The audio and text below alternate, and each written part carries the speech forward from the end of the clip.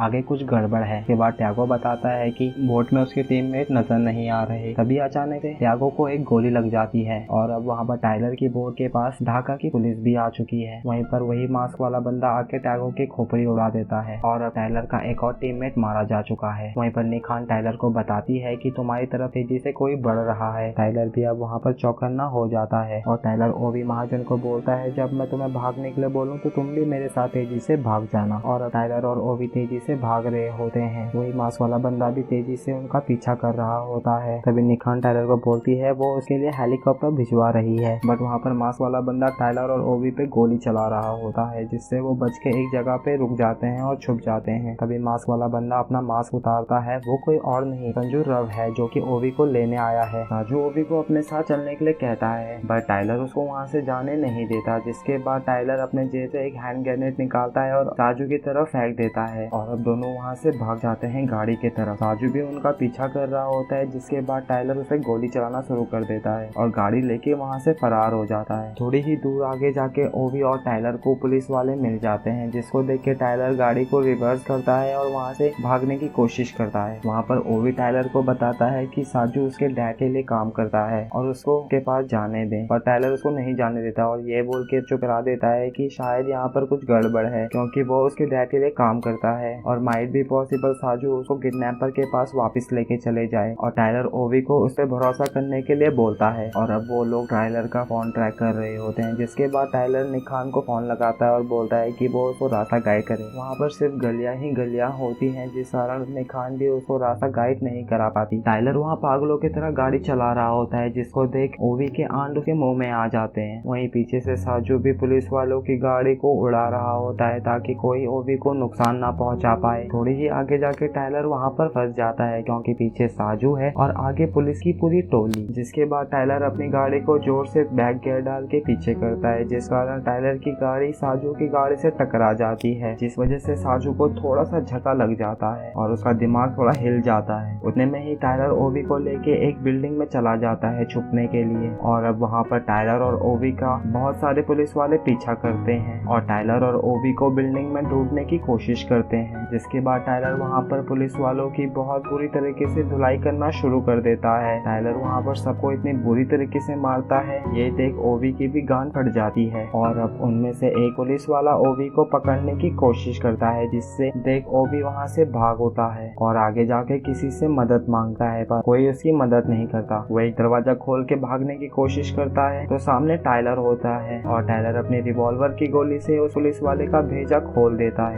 Tyler ओवी को लेके आगे बढ़ता है, तभी साजू रब वहाँ पर आ जाता है और टाइलर पे अटैक कर देता है। अब दोनों की छत पे कुत्तों वाली लड़ाई शुरू हो जाती है। दोनों लड़ाई में इतने मगन होते हैं कि दोनों छत से नीचे गिर जाते हैं और छत से नीचे गिरने के कारण साजू का सर ट्रक पे लग जाता है। अब दोनों बहुत थके हुए हैं, बट फिर भी दोनों एक दूसरे को मारने की पूरी कोशिश करते हैं। थोड़ी देर की हाथापाई के बाद दोनों अपने जेब से चाकू निकालते हैं और अब वहाँ पर दोनों के बीच चाकू की लड़ाई शुरू हो जाती है। दोनों वहाँ पर चाकू चलाने की स्टाइल खा रहे होते हैं। उतने में ही पीछे से एक गाड़ी आ जाती है और टाइलर को उड़ा देती है और टाइलर आगे जाके जमीन में गिर जाता है। जिसके बाद साजू अपना रिवॉल्वर उठाता है और ओवी को लेने आगे बढ़ता है, पर वहाँ पर ओवी को कुछ पुलिस वालों ने पकड़ा होता है, जिसको देख साजू उन पुलिस वालों को भी गोली से उड़ा देता है और ओवी को अपने साथ लेके जा रहा होता है। पर उतने में ही टाइलर एक बड़े ट्रक से साजू को ठोक देता है, जिसको देख ओवी भी हक्का बक्का रह जाता है और अब दोनों ट्रक में बैठ के वहाँ से फरार हो जाते हैं। थोड़ी ही दूर आगे जाके टाइलर को मेन रोड मिल जाता है और अब वहाँ पर बांग्लादेश के पुलिस वाले भी हेलीकॉप्टर लेके ओवी और टाइलर का पीछा कर रहे होते हैं। इसी बीच टाइलर अपना दिमाग का घोड़ा दौड़ाता है और थोड़ी ही दूर आगे जाके ओवी और टाइलर ट्रक से कूद जाते हैं और आगे जाके ट्रक ब्लास्ट हो जाता है, जिसको देख बांग्लादेश के पुलिस वालों को लगता है कि वो दोनों रोड एक्सीडेंट में मारे जा चुके हैं और अब टाइलर और ओवी भी ब्रिज के नीचे से फरार हो जाते हैं और एक सेफ जगह जाके छुप जाते हैं। वहाँ पर ढाका का कर्नल बजलूर रशीद भी पहुंचता है और आसिफ अली को बताता है कि अभी टाइलर और ओवी जिंदा हैं। अगले ही सीन में आपको दिखाया जाता है टाइलर अपनी मरहम पट्टी कर रहा होता है, तभी उसे एक निक खान का कॉल आता है और निक खान बताती है कि उनका चूतिया काटा गया है, क्योंकि जो बंदा उनका पीछा कर रहा था वो कोई और नहीं साजू रव है, जो कि ओवी महाजन सीनियर के लिए काम करता है। और निक खान टाइलर को बोलती है तुमको ओवी महाजन को वहीं पर ही छोड़ना पड़ेगा, बट टाइलर को अपने पैसे चाहिए होते हैं, जैसा कि टाइलर के साथ डील हुआ था। निक टाइलर को बोलती है दिल की मार चुकी है। और दूसरी तरफ साजूरफ भी टूटा फूटा एक जगह रुकता है और वहाँ पर एक रूम बुक करता है। साजूरफ की मुंह की इतनी बुरी हालत हुई होती है ठुकाई से कि उसको देख के कोई भी डर जाए। साजूरफ शीशे में अपनी शक्ल देखता है तो वो देखता है उसकी शक्ल की बहुत बुरी हालत है और वो अपना टूटा नाक ठीक करता है और उसके बाद मरहम पट्टी करके रेस्ट करता है। जिसके बाद वो अपनी वाइफ को कॉल लगाता है और अपनी वाइफ को बताता है अगर उसको 12 घंटे के अंदर कॉल ना आए तो वो सारे पैसे लेके वहाँ से फरार हो जाए। आधी रात बीत चुकी है जिसके बाद टाइलर और ओवी उस जगह से निकल जाते हैं ताकि उनको टाइम से हेलीकॉप्टर मिल जाए और वो वहाँ से ढाका से बाहर निकल जाए। टाइलर और ओवी बाहर जाते हैं, उनको वहाँ पर एक गाड़ी दिखती है। वो गाड़ी का दरवाजा तोड़ते हैं और गाड़ी को स्टार्ट करने की कोशिश करते हैं। जिसके बाद सामने देखते हैं कि वहाँ पर कुछ छोटे छोटे बच्चे होते हैं जो राइफल और बंदूक लेके खड़े हैं। टाइलर समझ जाता है ये आसिफ अली के गुंडे हैं। वो बच्चे टाइलर पे अटैक कर देते हैं। टाइलर उन बच्चों पे हाथ नहीं उठाना चाहता बट वो बच्चे टाइलर को और ओवी को नुकसान पहुंचाना चाहते हैं। जिसके बाद टाइलर उनको लात घूंसे थप्पड़ बजा बजा के उनको अधमरा कर देता है। वहाँ पर फराद भी टाइलर को मारने की कोशिश करता है। जिसके बाद टाइलर फराद को चाटे मार मार के वहीं लुढ़का देता है और अब बहुत सारे बच्चे आ चुके हैं। जिसके बाद टाइलर और ओवी वहाँ से भाग होते हैं और जाके नाली में छुप जाते हैं। टाइलर निक खान को कॉल लगा के बोलता है कि वो गैसपर को कॉल लगाए। एक्चुअली में गैसपर टाइलर का दोस्त होता है और उसने पहले गैसपर की जान भी बचाई होती है। थोड़ा सा वेट करने के बाद वहाँ पर गैसपर आ जाता है और टाइलर और ओवी को नाली से बाहर निकाल के अपने साथ लेके जाता है अपने घर पे। वो उनको साफ कपड़े, खाना और रहने की जगह देता है और गैसपर टाइलर को बोलता है जब तक मामला ठंडा नहीं हो जाता तब तक तुम यहाँ पर रह सकते हो। जब सब कुछ शांत हो जाए तो तुम यहाँ से बॉर्डर क्रॉस करके ढाका से बाहर जा सकते हो। जिसके बाद गैसपर वहाँ से चला जाता है और अब टाइलर ओवी के पास जाता है, उसको खाना देता है और बोलता है उसके डैड ने उसको कॉन्ट्रैक्ट दिया है तुम्हें छुड़ाने का। और अपने बारे में टाइलर ओवी को बहुत कुछ बताता है, जैसे उसका छोटा सा एक बच्चा था जो कि उसकी गलती से मारा गया था। और वहाँ पर इमोशनल बातें शुरू हो जाती हैं। जिसके बाद टाइलर थोड़ा इमोशनल हो जाता है। अगले ही दिन गैसपर उनके घर आता है। वो बियर पी के चिल कर रहे होते हैं और अपनी पुरानी मेमोरीज को याद कर रहे होते हैं। जिसके बाद गैसपर टाइलर को बोलता है जिस बच्चे को तुम बचा रहे हो उस बच्चे के ऊपर काफी मोटा इनाम है और क्यों ना हम दोनों उस बच्चे को मार के दोनों इनाम हाफ हाफ कर लें क्योंकि अब वो जिंदगी नहीं जी सका। और बोलता है अगर तुमसे ये काम नहीं हो पा रहा तो मैं कर देता हूँ। गैसपर अपने पॉकेट से रिवॉल्वर निकाल के ओवी महाजन को मारने जा ही रहा होता है पर टाइलर उसको ऐसा नहीं करने देता। जिसके बाद दोनों के बीच में बहुत धमाधम लड़ाई शुरू हो जाती है। टाइलर जख्मी है, इस कारण गैसपर उसको पेलना शुरू कर देता है और टाइलर की बहुत बुरी पिटाई करता है। ये सब देख ओवी भी वहाँ पहुँचता है और जमीन में गिरा हुआ रिवॉल्वर उठा के गैसपर पे तान देता है। गैसपर उसके हाथ से रिवॉल्वर छुड़ाने जैसे ही आगे बढ़ता है ओवी महाजन गैसपर को गोली मार देता है जिससे गैसपर वहीं पर ही लुढ़क जाता है। ये देख टाइलर और ओवी काफी इमोशनल हो जाते हैं और ओवी टाइलर को बोलता है कि उसे घर जाना है। जिसके बाद टाइलर संजूरफ को कॉल लगाता है और बोलता है कि वो ओवी को उसके घर सही सलामत छोड़ आए और टाइलर भी उनको बैकअप सपोर्ट देगा ताकि ओवी सही सलामत अपने घर पहुंच जाए। टाइलर अपनी गाड़ी की डिग्गी खोलता है, उसमें काफी ज्यादा हथियार होते हैं। वो थोड़े हथियार अपने पास रखता है और थोड़े हथियार संजूरफ को दे देता है। जिसके बाद प्लान के मुताबिक टाइलर पुलिस वालों का ध्यान भटकाना शुरू कर देता है। टाइलर बम से पुलिस वालों की गाड़ी उड़ा देता है और उन पे फायरिंग करना शुरू कर देता है जिसको देख सारे पुलिस वाले वहाँ पर अलर्ट हो जाते हैं और टाइलर पे जवाबी हमला करना शुरू कर देते हैं। उसी बीच मौका देख के साजू ओवी को लेके गाड़ी में आगे बढ़ता है पुल की तरफ जिससे वो ढाका सिटी से बाहर निकलेंगे। ब्रिज के ऊपर काफी ज्यादा स्ट्रिक्ट सिक्योरिटी होती है जिसको देख ओवी और टाइलर आगे का सफर पैदल शुरू करते हैं। थोड़े ही दूर आगे जाके ढाका का एक पुलिस ऑफिसर साजू और ओवी को रोकता है और ओवी को बोलता है कि वो अपनी कैप उतारे। जैसे ही ओवी अपनी कैप उतारता है साजू रब पुलिस ऑफिसर पे हमला कर देता है और 4-5 पुलिस ऑफिसर को वहीं पर ही ढेर कर देता है और ओवी को लेके ब्रिज से तेजी से आगे बढ़ना शुरू कर देता है। साजू बड़ी हिम्मत और बहादुरी से ढाका की पुलिस वालों को ओवी से दूर रखा है। ब्रिज पे काफी ज्यादा पुलिस आ चुकी है जिस कारण साजू टाइलर से बैकअप सपोर्ट मांगता है। वहाँ पर टाइलर भी बहुत बुरी तरीके से ढाका के पुलिस वालों की बैंड बजा रहा होता है। वो उनको चुन चुन के मार रहा होता है। आखिरकार टाइलर और साजू दोनों हीरो हैं। टाइलर भी तेजी से ओवी को बचाने के लिए ब्रिज की तरफ आगे बढ़ता है। ढाका के काफी ज्यादा पुलिस ऑफिसर को मारने के बाद एक गोली साजू रफ की खोपड़ी उड़ा देती है। ये गोली किसी और ने नहीं बजलूर रशीद ने चलाई होती है जो कि ढाका का ऑफिसर है। बजलूर रशीद कुछ ही दूरी से स्नाइपरिंग कर रहा होता है और अब उसका अगला निशाना टाइलर है। वो टाइलर पे शूट करता है पर टाइलर बच जाता है जिसके